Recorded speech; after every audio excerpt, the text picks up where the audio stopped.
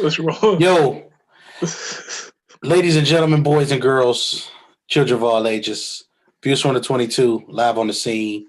Here bringing to you tonight, this evening, a nice little quick preview to the national championship game of the BCS. I believe that's what they still play these days. Germ So True, Scout Extraordinaire on the scene. Hey, man, this is our season, Vic. Holla at the folks and let them know what's going on, man. Yeah, bro, just looking forward. We don't have no more Monday night football, but we got some Monday night college football, a national championship on the line. By the list of prospects on both sides here, bro, I don't know. Is this some sort of record? Obviously, we would have to wait for the draft results to determine how many of these kids get drafted.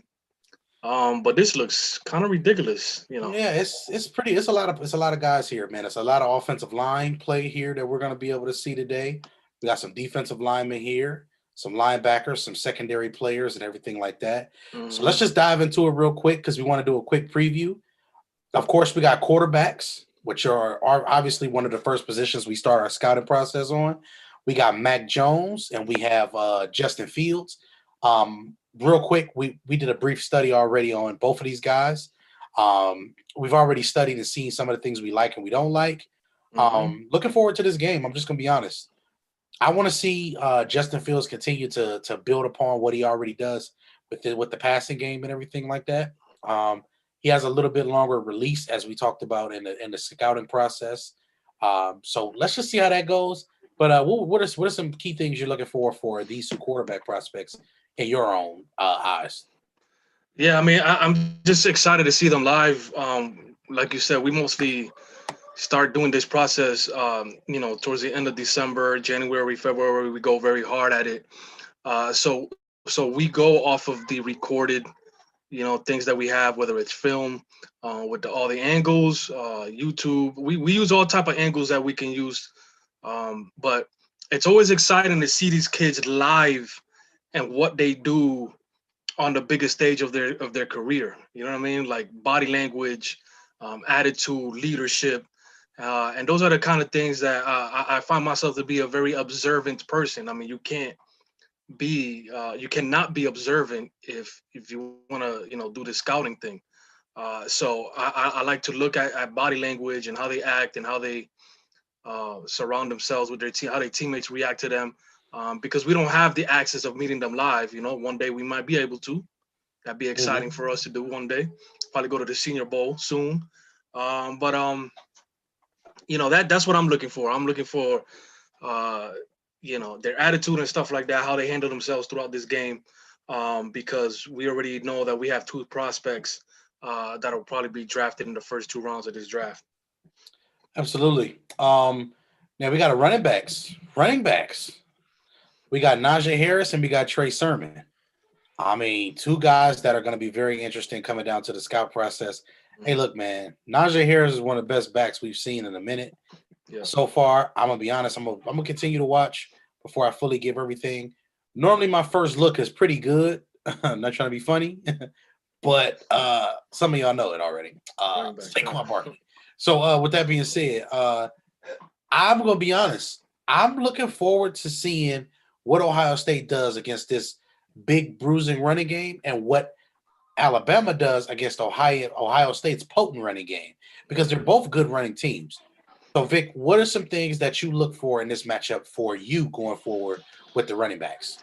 Yeah. So in terms of Sermon and the Ohio State, running rushing attack, it's gonna be the first time I'm gonna see them. So I've heard Trey Sermon's name from everybody, so I'm gonna see what he's about today. But of course, Najee is somebody we've been studying for, I don't know, 2 years already. Mm-hmm. Um, 2 seasons. Both teams obviously produce really good offensive linemen, whether they're draft eligible or not. So we should expect some good blocking when it comes to that. And then Najee Harris. I mean, is he? We already know what kind of running back he is when it comes to that pure running talent. Seems to find the holes very well. Seems to have good vision. Seems to have good instincts. What I'm looking forward to is some of those flashes that he shows in the passing game. because that's going to determine whether we give him that first round grade. Whether the NFL gives him that first round grade. Is he not only a guy that's going to attack, with his running style, but is he going to catch the ball for you, and is he going to block? All right, because that's going to be key too, is the blocking. So whenever we don't have that, like the all 22 angles for college, what we have to do is then search the quarterbacks, right? Because then that's how it's going to determine if that running back is on the field blocking for him. Yep. You know what I mean? So right now with this live football game against two good defenses, we're going to be able to see what these running backs can do in terms of their blocking. Because, bro, people overlook that blocking from that position. They make fun of us, because we say Saquon should be able to block better, or Zeke is this kind of blocker. But I mean, that justifies whether you get picked in the first round or not. You know what I mean? I'm not gonna pick you in my top 5 picks if you have a weakness to your game, especially blocking, because then you're gonna kill the most important player on the field, and that's my quarterback. So Najee Harris, I want to see what he got with that if I'm gonna give him the first round grade. All right. And then, of course, going to the defensive side of the ball. Before we go to the defensive side of the ball, we got some really interesting receivers. Yeah. We got Chris Olave. We got Devontae Smith, the Heisman Trophy winner. And then we got Jalen Waddle, who is expected to play. All I want to say is these three guys are going to be very, very important come this draft coming up. I'm really excited to see them. I guess I could just ask you, what is one thing that you say that you really enjoy? Because as we've already kind of started Devontae Smith. Yeah, I mean, again, it's like because Alabama gets so much exposure from the success that they have, that these are kids that we've been studying already for 2 years. Last year we were watching Henry Ruggs and my guy Jerry Jeudy, and who stands out on film too. You got Waddle and Devontae Smith. And I mean, if I told you in January, or if I asked you in January, Jerm, one of these receivers has a chance to win the Heisman, you were gonna say Devontae Smith is gonna win the Heisman? Like, that sounds crazy, but that's how successful this kid has been. While we were watching Mac Jones, I mean, it just seemed like at every level of the field, Mac Jones was hitting this kid.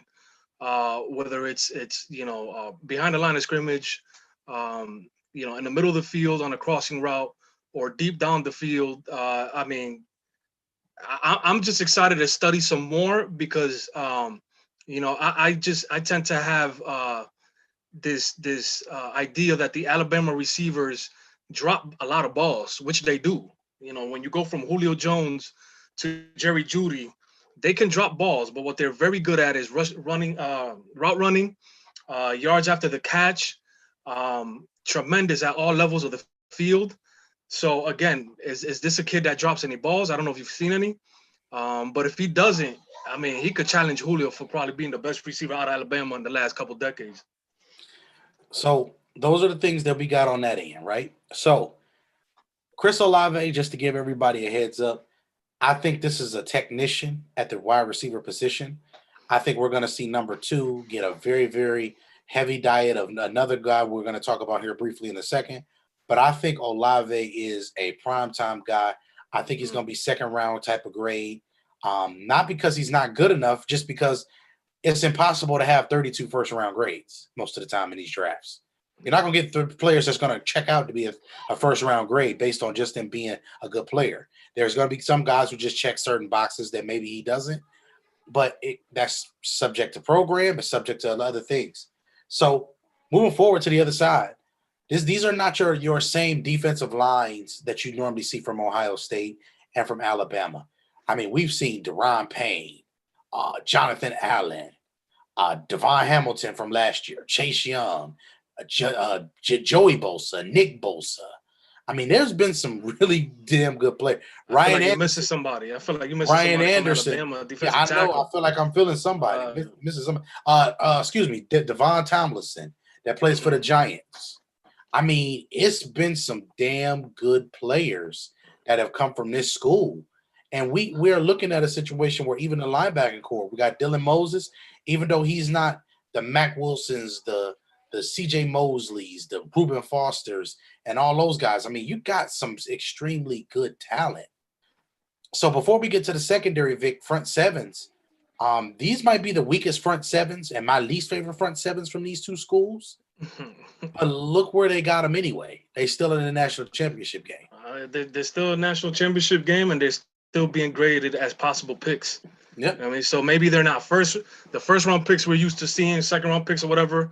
But I mean, one thing you know from these two programs is that an NFL team is going to get some kids that are going to work hard. You know what I mean, and be some pieces, some quality pieces on your rotation, and the defensive lines and offensive lines.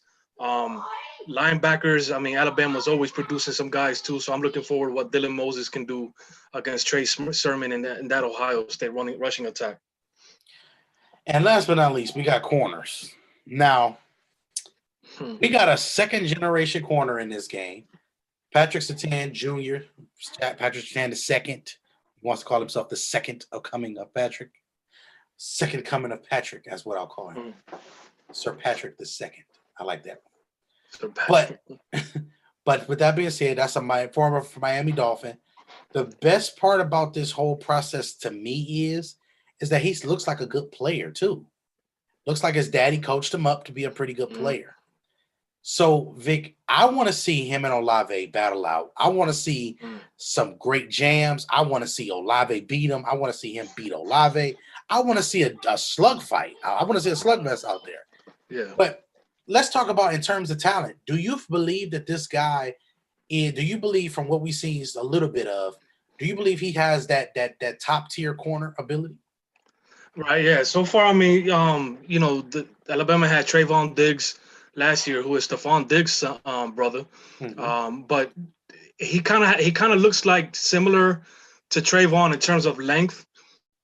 We saw a picture with him and his dad, and he has like 3 inches on his father. I for some reason thought Patrick the first was a tall corner, but it looks like his son got him by a good 2 or 3 inches. So there's length there, there's size there. So again, I'm gonna expect him to, like you said, jam the receivers well, and be able to click and turn. Basically, a scouting term that says, can he turn his hips and run with the receivers? You know what I mean? And man coverage. So that's something I'm gonna be looking for. So far from what we've seen, he shows some glimpses of that. Of course, we can't wait for the all 22 angles to come out to make sure we can confirm some of these things. But I've seen some high grades for this kid. And again, there's been a lot. Like we're in a generation now where we're seeing a lot of kids that their parents or their brothers or their uncles or something played, while we were growing up. You had the Moss, situation last year. In terms of Thaddeus Moss, he hasn't been successful yet in the NFL, but he is in a practice squad. You got Surtain, you got Winfield from last year. There's a lot of kids that are coming out that their family played in prior decades and stuff like that. So that's exciting for me. It's showing the age a little bit, but it's fun times with that, man. So real quick, I'm shout out to everybody in the comments. Shout out to Siobhan. We got Trav, Category 5 Storms. We got Tyrell Love, J Ham, and our guy Calvin. Shouts out to those guys. We got one question, and then we're gonna get ready to wrap this show up. Ty says, "How important is this game for Ryan Day's legacy as a coach?" I'm gonna say it like this. I don't know if you're familiar with Ryan Day, but I'm just gonna put it out there. I don't think this game means anything. This is his national championship game. I mean, it's okay.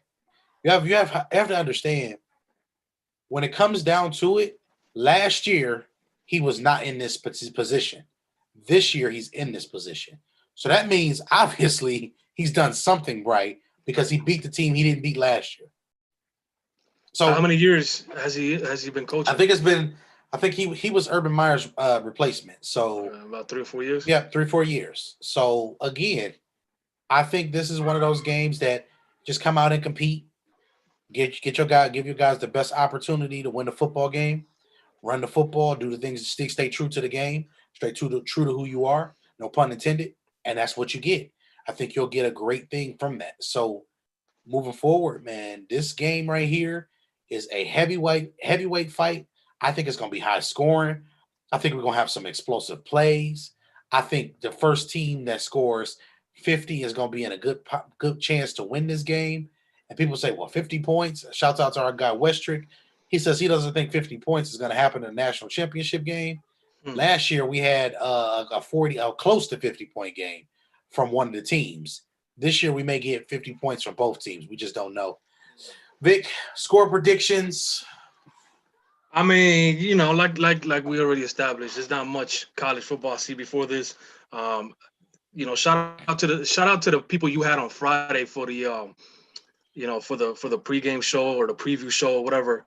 I mean, they did an outstanding job. There was 4-1 advantage for Ohio State, but I kind of got the feeling that they weren't exactly convinced, for the most part, that they can pull this game off against that Alabama dynasty, basically.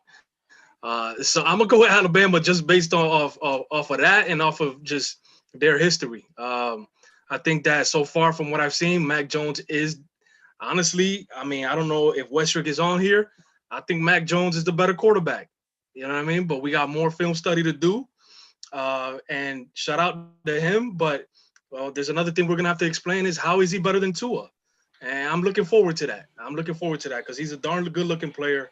And but again, between him and Justin Fields, I'm excited for that matchup. But I'll go with Alabama in this win. I mean, this game. I can't give a prediction, bro. I don't know. I'll just take a guess, 38-37, just to have it a close game. Okay. Well, okay. So we got for me, I think Ohio State is a good team. I think Alabama is due, though. They didn't make it last year. This year is the year they get in. It just feels like an Alabama type year. I ain't gonna even lie to y'all, man. So give me Bama for the simple fact because I just think they got the better talent this particular season. Give me Alabama 54, Ohio State 51. Damn. I think we just get a shootout. I think it's pew, pew, pew, pew. Hey, Patrick Surtain better not give up too much yards. Hey, if it's to the right player, you never know. It may be all right. So with that being said, Views on the 22 live on the scene, Germ So True, Vic Jr., Scott Extraordinaire. Make sure you guys subscribe to the channel. If you have not already, please make sure y'all subscribe because y'all never know when we may go live. Hint, hint, we may have a show tomorrow at 8 p.m. to cover the playoff games that we have just recently seen this weekend. We're going to have a little bit of lab stuff going on with that. But with everything being said, man, please enjoy the games. Make sure you guys subscribe to the channel, like everything.